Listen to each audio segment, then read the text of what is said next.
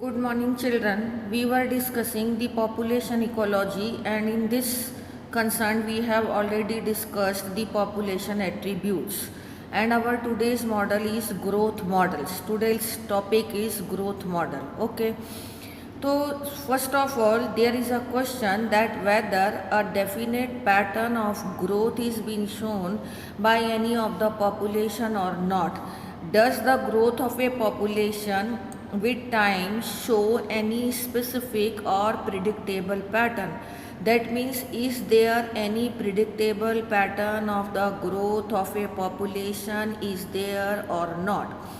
There is an example of human population in front of us that it is growing in an unbridled, that means in a unstopped manner if there is no check. Similarly, there is another question whether that other animals are also growing in a similar way or there is any restraints on the growth of the other organism. Okay. So, to understand the growth of the various population, there are two growth models are there. The first growth model is a exponential growth model. Exponential growth model explains that if the resource availability is unlimited, that means any population growth actually depends upon resources, that is food and space. And if resource availability, that is food and space, is unlimited, then every species has the ability to grow, has the capacity, means has the innate potential to grow maximum, and this is being explained by the Darwin also. So the growth of any of the organism to its maximum is when the resource availability is unlimited, is called as exponential or geometric growth fashion. And when we will draw the growth of the population n in with the time t, then the J-shaped curve will be obtained, which I am going to show you.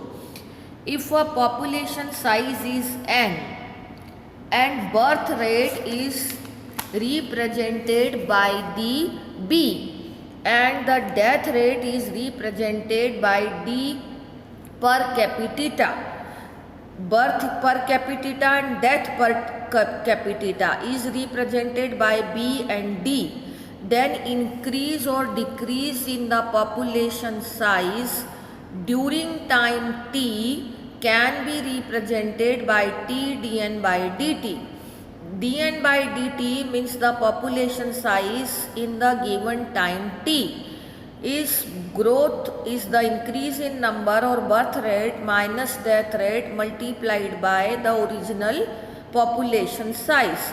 If b minus d can be written as r, which is the intrinsic factor, the formula will become dn by dt Rn. Here Rn is the intrinsic rate of natural population. So it is very important parameter chosen by assessing impacts of the biotic or abiotic factor on population growth, because on every population growth there is a effect of resource availability, space, biotic and abiotic factor. Now here they have given the intrinsic value of some of the population of Norway red. R value is 0.015. For floor beetle it is 0.12. For human population in India it is 0.0205. So that way we can calculate the R value if we are knowing the birth rate and the death rate. Okay. Now we are here coming to this type of growth which we are discussing is a exponential growth. This J-shaped curve is obtained when the population density n is being plotted against the time. In the given time t, the growth of the population or population density which is being obtained can be obtained can be shown in the form of a J-shaped curve, and this growth is called as exponential growth. So the above equation describes the exponential, or this is again called as geometric growth also, and results of a J-shaped curve when we plot and with time. It can also be represented in the integral form as in the form of a exponential growth equation, nt is equal to n0 ERT. Here nt is a population density after time t, n0 is a population density at time 0, r is an intrinsic factor, and e is the natural logarithm. Now we are here coming, any species growing exponentially under unlimited resources can reach to the enormous population density at a short time. Here they are explaining the very slow growing population of elephant. If there is no check, then also can grow to maximum when there is no check. So here they are explaining the same concept with the help of an anecdote, that means a short story that you will be observing yourself or reading it your own. So this is the J-shaped curve which is being obtained for exponential or geometric growth when it is being plotted, population density is plotted with time t, and condition is unlimited resources if available, then only the J-shaped curve will obtain. Now we are here coming to another growth model that is called as logistic growth model. The difference of exponential and logistic growth model is that the concept is that never the unlimited resources are available. The resources to which a population is exposed is always limited. So no population of any species in nature has disposal of unlimited resources. So this leads to competition between the individual for the limited resources. If resources are limited, then there will be a competition, and the fittest individual will survive and reproduce according to the Darwin's theory of natural selection also. So in nature or in given habitat, if resources are limited, but they are enough also. Enough resources always support the maximum possible number. Beyond that, no further growth in the population will take place.